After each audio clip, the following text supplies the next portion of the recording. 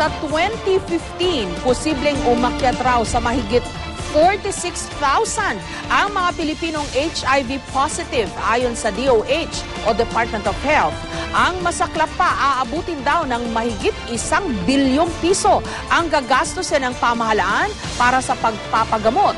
Live mula sa Quezon City, may report si Bam Alegre. Bam?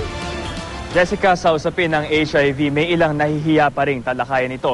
Lalo na yung mga may sakit mismo na natatakot lumantad sa kanilang kalagayan. Gayunman, habang dumarami ang kaso ng HIV sa Pilipinas, ayon sa DOH, mas mabuti raw na lalong kilalanin ang problemang ito. Narito ang report. Sa datos ng United Nations, kabilang ang Pilipinas sa 9 na bansang may mabilis na pagtaas ng kaso ng HIV o Human Immunodeficiency Virus mula 2001 hanggang 2011. Mula Enero hanggang Nobyembre noong 2012, may mahigit 3,000 Pilipino ang nagkaroon ng HIV. Posible parang umakyat sa mahigit 46,000 ang mga Pilipinong HIV positive pagdating ng taong 2015.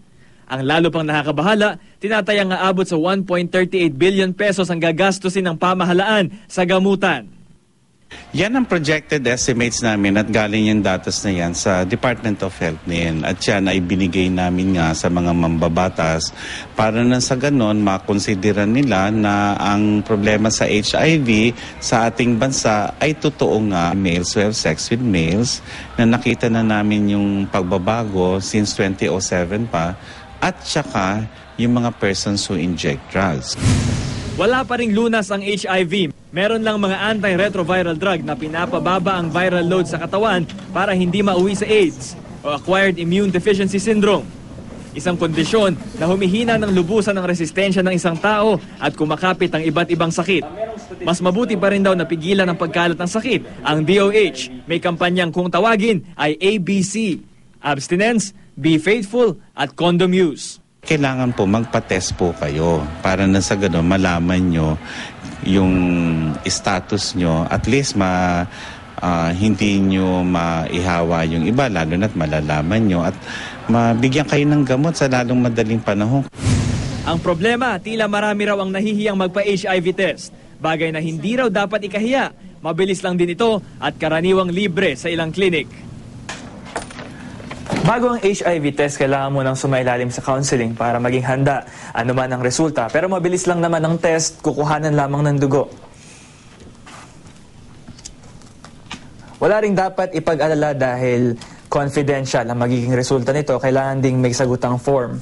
At may resulta na sa loob ng 15 minuto. Kailangan namin sabihin na huwag silang mahihiya kasi pag na-test na namin nagiging positive sila, nakaka-advise pa kami at mag-enjoy pa sila ng buhay nila. Jessica, ayon kay Asik Tayaga, dekada 80 pa raw may tuturing na epidemya dito sa Pilipinas itong HIV. At mula 1980s, meron ng mahigit 11,000 Pilipino o 11,000 ang nagkaroon na ng sakit na ito. Jessica? Okay, Bam, dun sa statistics, yung projection na sinasabi ng DOH, 46,000 plus by year 2015. Yun ay kabilang na doon yung mga hindi pa nagpapatest. Tama ba? So, the number could even be higher.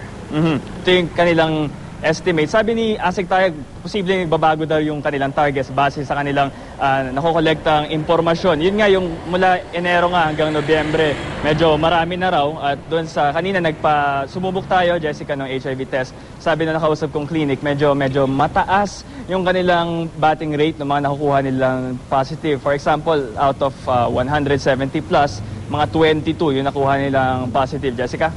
Okay, dumarami, I understand, itong mga kaso dahil din sa minsan from abroad, no, nadadala dito sa Pilipinas ng mga OFW, mga turista, unsafe sex, etc. Tama yun, Jessica. Doon sa form, meron tayong finilapan na form bago yung test. Nakalagay doon, tinatanong talaga nila kung ikaw ba ay nakapunta ng ibang bansa, nagtrabaho ka ba doon bilang OFW. Kasama yun sa ilang factors na kanilang tinitignan kung ikaw nga ba, kung saan mo ba nakuha ito, posible. Jessica? Okay, maraming salamat, Bam Alegre.